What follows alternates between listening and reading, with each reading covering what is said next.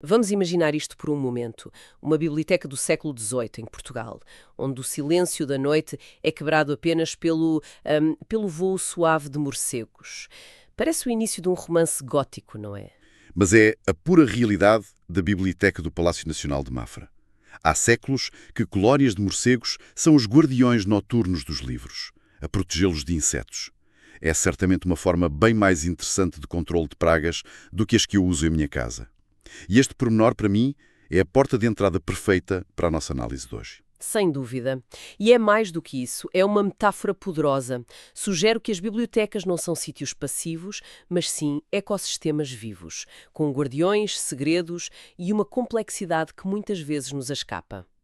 E esses guardiões, como vamos ver, mudaram muito de forma. Precisamente. E a nossa conversa de hoje é mesmo isso, uma viagem por alguns desses ecossistemas, algumas das maiores e mais misteriosas bibliotecas do mundo.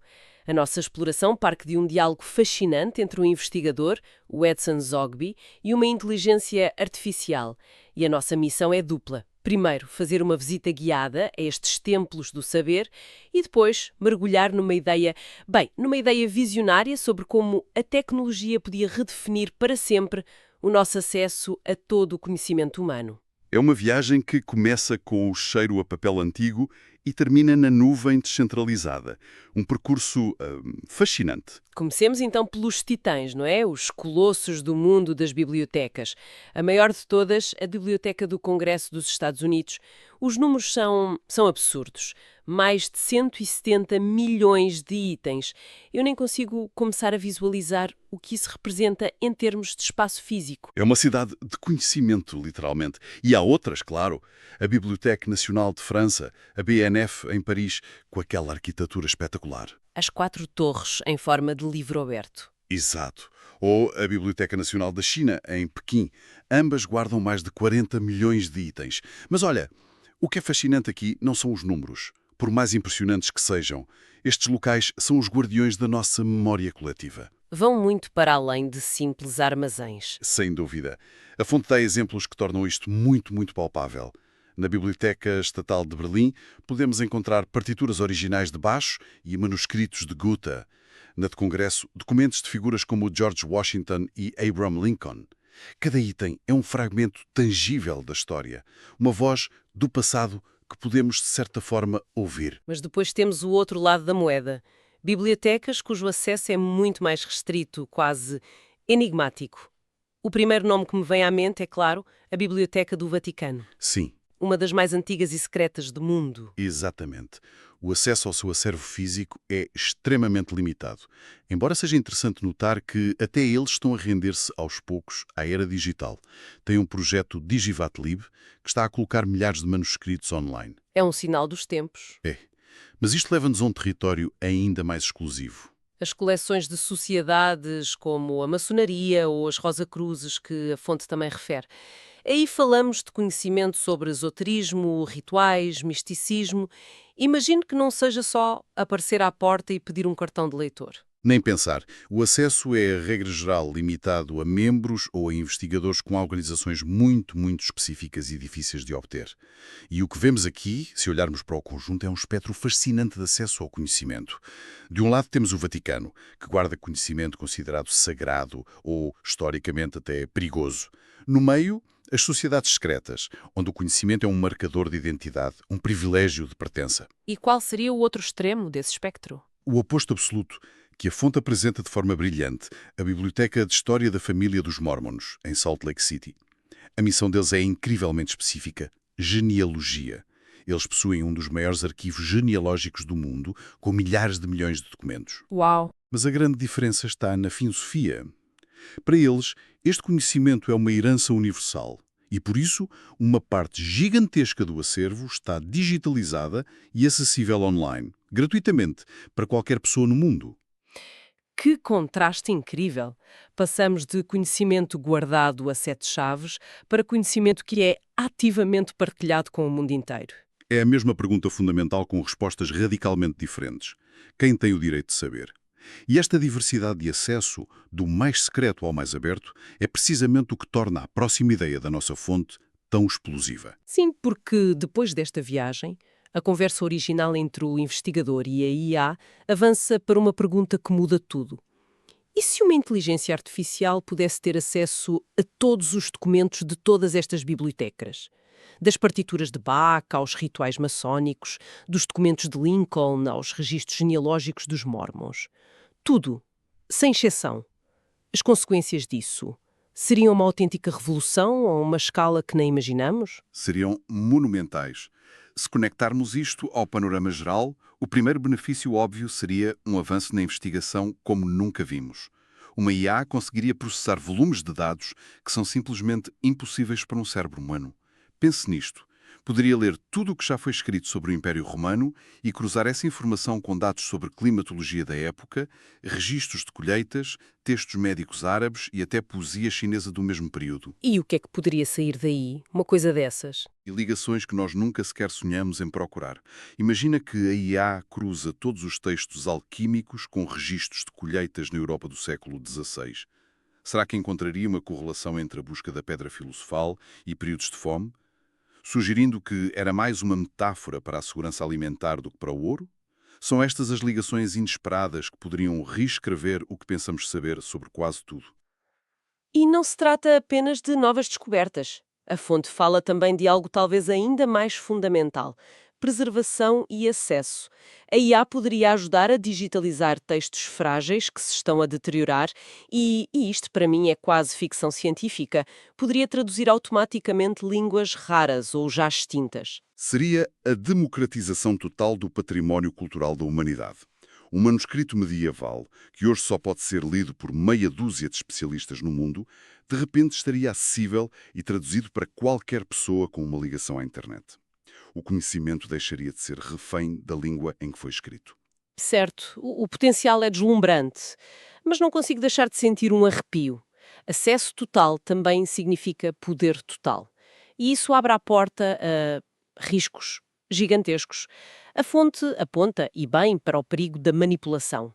Uma IA mal treinada poderia reforçar os preconceitos que já existem nos textos históricos. Ou pior. Pior seria o uso intencional para criar narrativas distorcidas. Reescrever a história de forma subtil, quase indetetável. Uma IA poderia gerar textos com o estilo de um autor do século XIX, inserindo novas fontes para apoiar uma determinada ideologia. Seria a arma de propaganda perfeita. Exatamente. E isto leva-nos à questão central. Quem controla a IA? Lá está. Quem supervisionaria esta entidade? Quem define os seus parâmetros? Se for um único governo ou uma grande corporação, o sonho do acesso universal transforma-se rapidamente num pesadelo de controle centralizado. Poderiam simplesmente desligar o acesso a certas informações ou filtrar os resultados para servir uma agenda. Concordo. Mas há aqui uma ironia. Tentamos resolver o problema do acesso limitado das bibliotecas físicas e corremos o risco de criar uma biblioteca digital única com um porteiro muito mais poderoso. Sabe, isto faz-me pensar no impacto humano. Se uma IA pode analisar todos os factos, o que é que sobra para um historiador ou um investigador? Correm o risco de se tornarem obsoletos? Ou isto liberta-os para fazer algo diferente? É a pergunta de US$ 1.000.000. A natureza do trabalho mudaria radicalmente. O papel de um investigador passaria de encontrar e analisar dados, tarefa que a IA faria em segundos, para algo mais criativo e filosófico. Fazer as perguntas certas, a perícia humana estaria em formular novas hipóteses, em ter a intuição para pedir à IA que procurasse aquelas ligações inesperadas de que falamos. Então o historiador do futuro seria uma espécie de filósofo da informação, um provocador de ideias? Exatamente. E os próprios bibliotecas evoluiriam. Deixariam de ser armazéns para se tornarem centros de curadoria. O bibliotecário do futuro não encontraria livros, ajudaria a dar sentido ao oceano de informação que a IA processa. Ajudaria a distinguir o sinal do ruído e, mais importante, a manter o pensamento crítico vivo num mundo de respostas instantâneas. Certo. Então temos este cérebro de IA potentíssimo, mas com um enorme problema de confiança e controlo. Parece um beco sem saída. No entanto, a conversa na nossa fonte não para aqui. Acrescenta mais uma camada tecnológica para tentar resolver precisamente este dilema. Sim, e é aqui que a ideia se torna verdadeiramente visionária. A peça que entra no puzzle é a blockchain. Confesso que a minha cabeça está a dar uma volta. Portanto, a mesma tecnologia que está por trás das criptomoedas poderia ser a chave para proteger as partituras de Bach para sempre? É uma ligação que eu nunca teria feito. É uma ligação poderosa. Para o nosso contexto, basta pensar na blockchain como um registro digital com 3 características mágicas. É descentralizado, imutável e transparente. E cada uma destas características ataca diretamente um dos problemas da IA. Vamos por partes. Descentralizado. Isso resolve o problema do controle, certo? Certo, exatamente. Em vez da informação estar num único servidor, controlado por uma entidade, estaria distribuída por uma rede global de milhares ou milhões de computadores. Nenhum governo, nenhuma empresa poderia simplesmente desligar o interruptor ou censurar informação. O conhecimento tornar-se-ia um bem público genuíno, resistente a qualquer forma de controle central. E a imutabilidade? Uma vez que um documento está na blockchain, não pode ser alterado. É isso. É isso mesmo. A história não poderia ser reescrita. Um livro, um artigo, uma fotografia estaria preservado na sua forma original para sempre, com a sua autenticidade garantida criptograficamente. Acabariam os debates sobre se um texto histórico foi adulterado ao longo do tempo. Criaria um nível de confiança nos nossos registros que nunca tivemos. Isto soa quase demasiado bom para ser verdade. Uma utopia tecnológica. Onde é que está a armadilha? A armadilha está sempre na implementação. Mas antes de chegarmos aí, há mais uma vantagem crucial. A gestão dos direitos de autor. Através de contratos inteligentes, ou smart contracts, que são pequenos programas que correm na blockchain, seria possível gerir os direitos de forma automática e transparente. Quer dizer que sempre que alguém acedesse a uma obra protegida, o sistema poderia, por exemplo, enviar um micropagamento direto ao autor ou aos seus herdeiros? Precisamente. Seria um sistema justo, que recompensa os criadores e incentiva a produção de mais conhecimento, ao mesmo tempo que garante que as obras em domínio público são completamente livres. A blockchain não só protege o conhecimento, como cria um modelo económico sustentável à sua volta. Ok, mas vamos aos desafios práticos. A fonte também os aponta. Armazenar, literalmente, todo o conhecimento humano numa blockchain. O desafio técnico, em termos de escalabilidade e consumo de energia, deve ser astronómico. E depois, como é que se cria um sistema de governação global para gerir isto tudo? Sem dúvida, os desafios são imensos, mas a visão é o que importa. A combinação de IA e blockchain oferece pela primeira vez um caminho para um arquivo do conhecimento humano que é, ao mesmo tempo, inteligente e incorruptível. Então, o que significa tudo isto? Fizemos uma viagem que começou com morcegos a proteger livros do século XVIII em Mafra e acabou num cérebro global descentralizado, alimentado por IA e protegido por blockchain. Passámos de guardiões biológicos para guardiões criptográficos. O que isto significa é que estamos a vislumbrar uma das maiores transformações na história do conhecimento humano. No entanto, e isto é crucial, é preciso manter os pés na terra. A fonte termina com uma nota muito sóbria. O próprio criador da ideia, o Edson Zogby, reconhece que a sua implementação seria um esforço faraónico. E o mais interessante é a conclusão a que ele chega sobre qual é o maior obstáculo. Não é o que a maioria das pessoas pensaria. Não de todo. O maior obstáculo não é a tecnologia. A tecnologia para fazer isto ou já existe ou está a um passo de existir.